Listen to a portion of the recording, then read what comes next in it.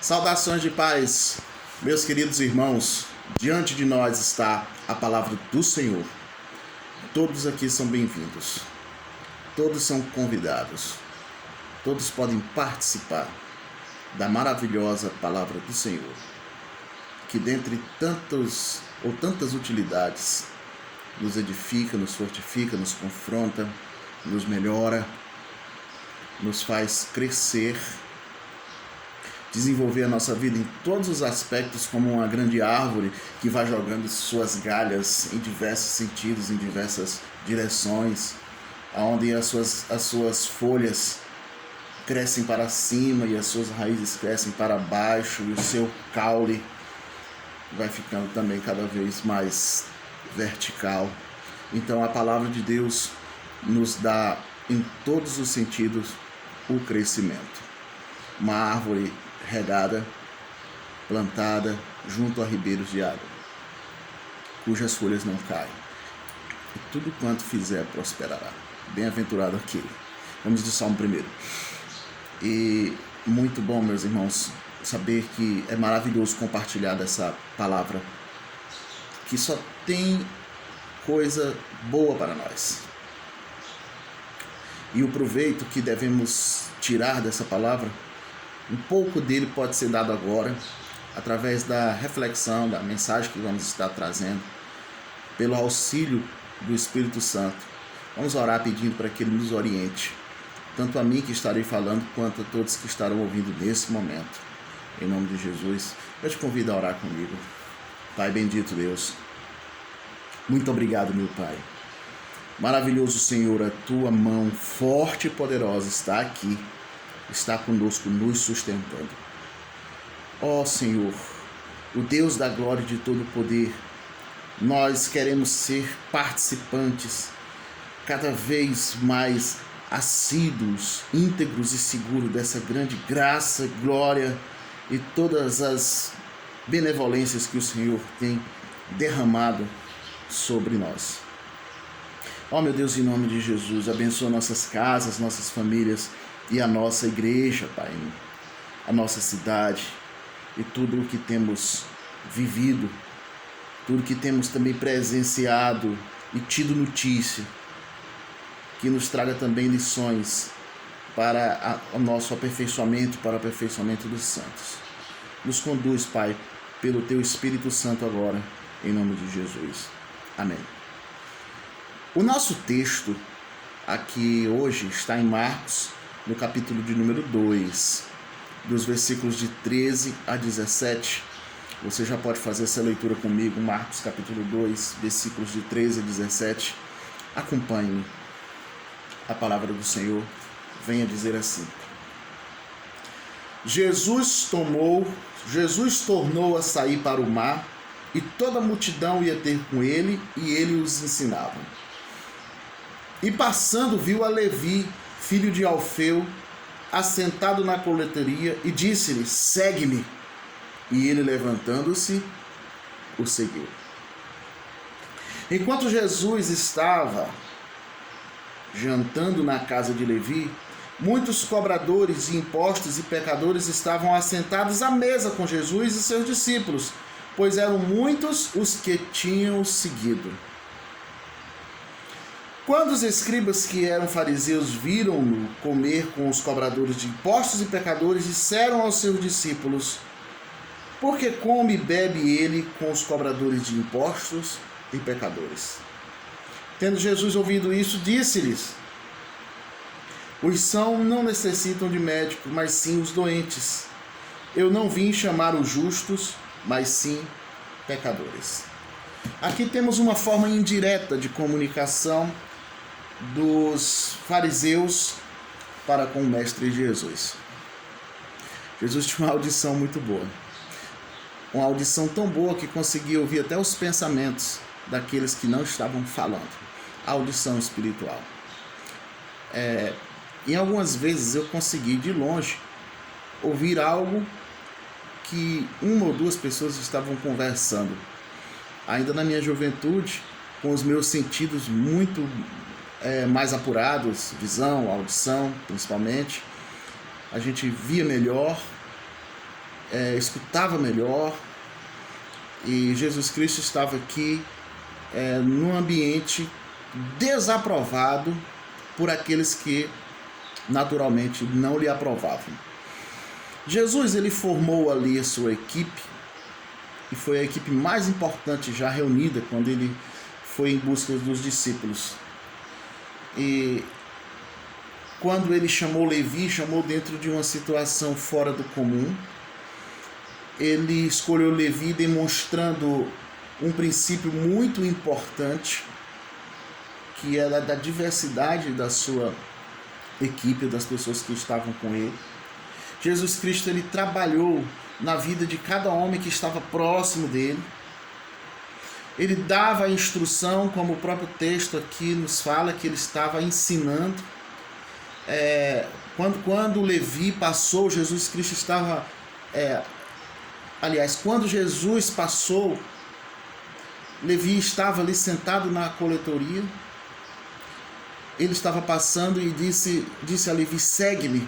E ele imediatamente levantou e o seguiu, mostrando ali uma pronta obediência. Uma obediência ao mestre que talvez ele apenas tivesse ouvido falar. E ele foi atrás de Jesus, e eu tenho certeza que ele não sabia o que iria acontecer. Mas sabemos que a repercussão do fato dele ter ido atrás de Jesus chamou muito a atenção. Jesus, ele formou ali aquela equipe de discípulos e foi instruindo aqueles homens e foi colocando eles em situações em que trouxeram outras pessoas também para próximo, e a popularidade de Cristo foi aumentando,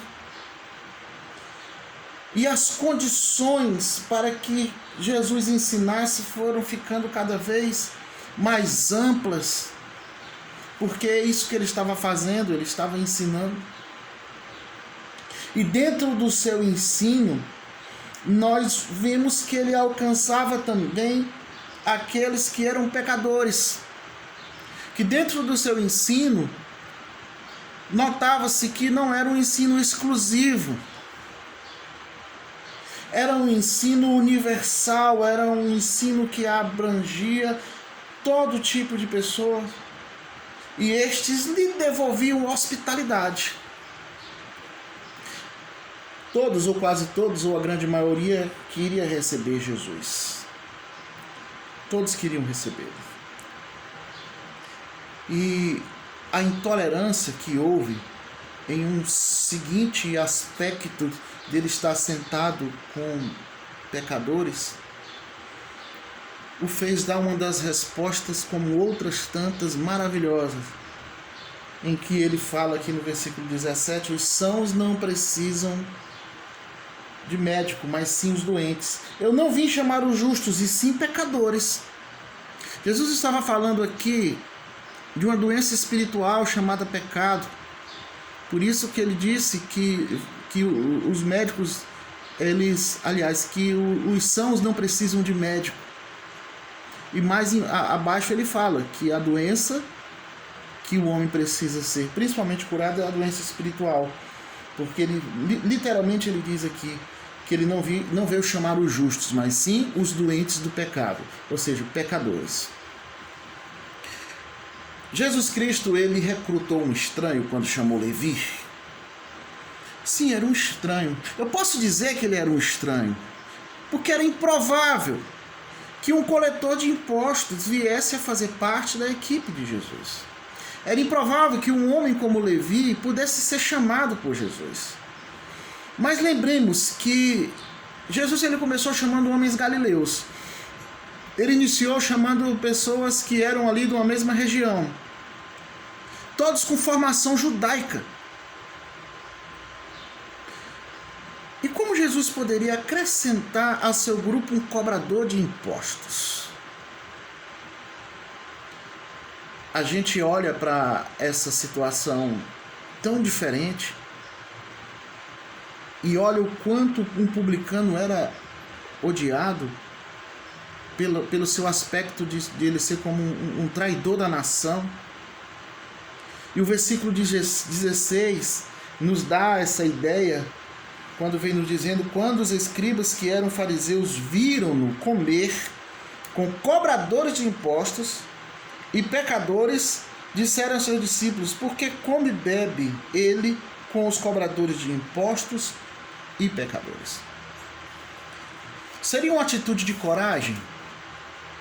Não, seria uma atitude de compaixão por todo aquele que precisa do auxílio do Evangelho, da palavra, do auxílio da palavra de Jesus. Será que pessoas como publicanos e pecadores daquela época ainda existem hoje?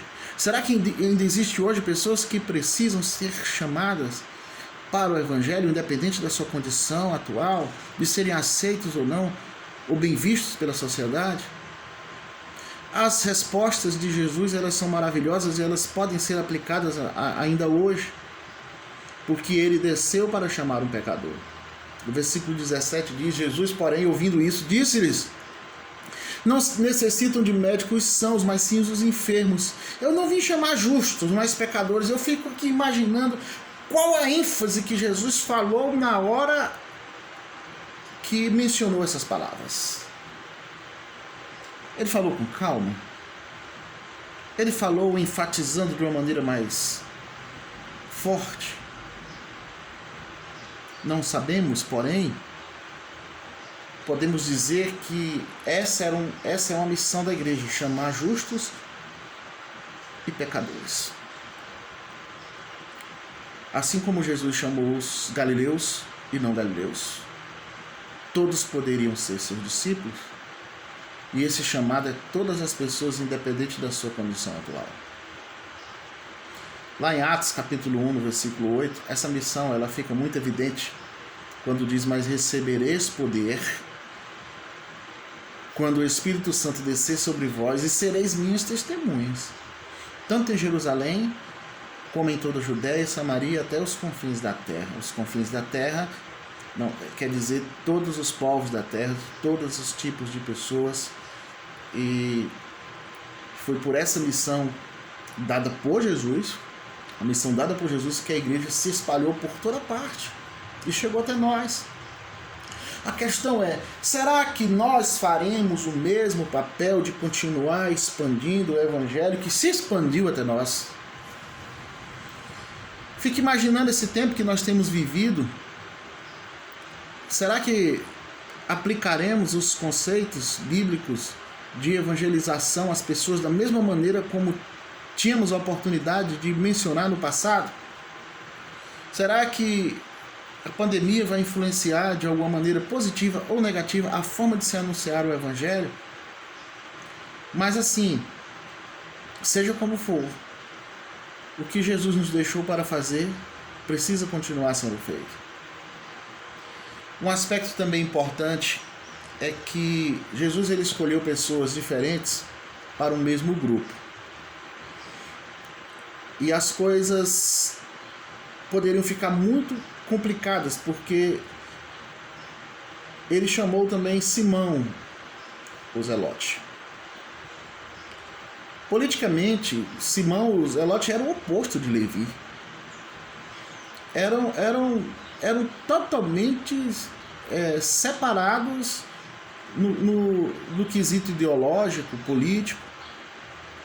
Eles nunca concordariam fora do Evangelho.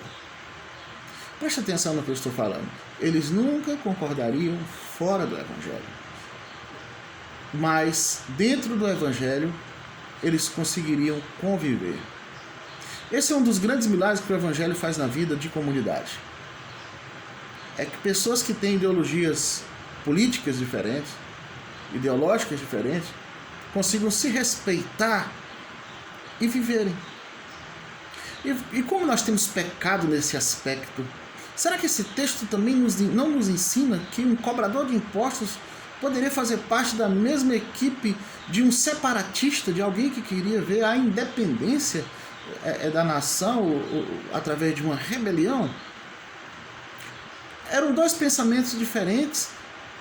E hoje no nosso Brasil nós temos vivido uma divisão ideológica que tem comprometido muitos relacionamentos dentro da igreja, dentro das pessoas que fazem parte da igreja, justamente por uma questão ideológica que se torna mais forte do que o próprio evangelho dentro do coração da pessoa. Como poderiam eles conviverem juntos? Aí entra a figura de Jesus como um grande líder que nos ensina aqui a conviver com as diferenças. Talvez a gente leia o texto e nem perceba direito isso, mas Jesus está nos ensinando aqui que pessoas diferentes podem fazer parte do mesmo grupo, e a igreja também deve ser assim. Devemos levar essa prática para fora da igreja também, fazendo como? Dando o exemplo de que nós somos pessoas que conseguem tolerar. E quando eu falo tolerar, não é no sentido de tolerar achando ruim, mas tolerar respeitando. E Jesus ele recrutou sua equipe baseado nos pontos fortes de cada um, no que cada um poderia dar de melhor, e que no que precisava ser aperfeiçoado ele iria trabalhar como trabalhou. Cada membro era capaz de contribuir para o alcance dos objetivos gerais de todo o grupo. E as equipes, por natureza, elas exigem dos especialistas. Mas esses especialistas muitas vezes diferem quanto à sua personalidade. E quantas personalidades diferentes haviam entre os discípulos? Veja que a diferença não era apenas no pensamento, mas também no temperamento. E Jesus estava ali como líder daqueles homens. E quanta riqueza! Olha o tamanho do tesouro que temos e que podemos extrair lendo a vida de Jesus com os discípulos. Porque os problemas eram diversos,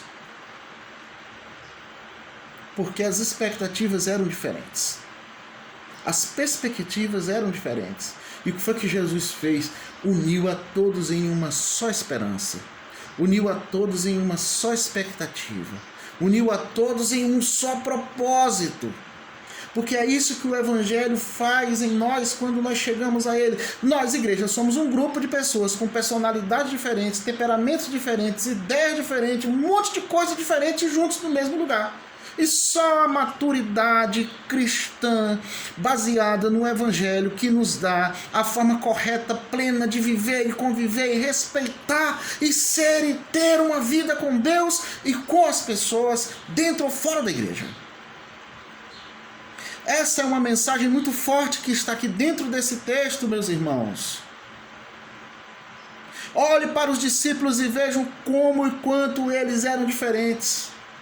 Uns poderiam querer mais e outros podem se conformar com menos. Uns nos montes da transfiguração queriam morar lá, vamos ficar aqui, fazer uma cabana e vamos ficar aqui. E os demais? E os outros? Perspectivas diferentes. E como se Jesus dissesse, nós não viemos aqui para isso. Veja que uns podem querer mais coisas ao longo do tempo e outros se conformam com menos. E conseguem passar muito mais tempo apenas com o que tem. O retrato do convívio dos discípulos com Jesus é um retrato também da igreja. E para tudo isso, a figura do líder é importante.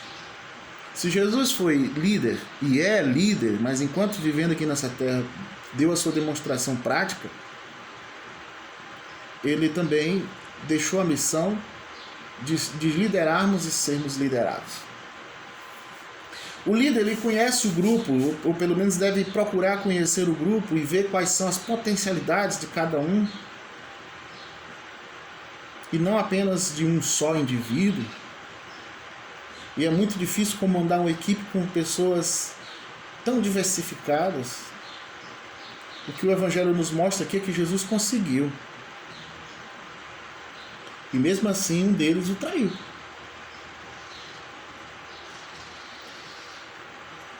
Meus queridos, é muito satisfatório saber que as nossas provações elas são momentâneas. E a gente sempre ouve falar, né? Lidar com gente é difícil, lidar com pessoas é difícil. E Jesus ainda chama um cobrador de impostos. Já não está fácil, ele ainda chama uma pessoa totalmente diferente da gente. Treinar um leão é mais emocionante do que ficar apenas jogando comidinha para peixe. Existem resultados que se dão na nossa vida quando nós aceitamos desafios maiores. Jesus ele não nos chama para ficarmos fugindo da vida, deixando o tempo passar e fugindo, se escondendo. Eu não quero ver, eu não quero ser visto, eu não quero aparecer, muito menos me expor.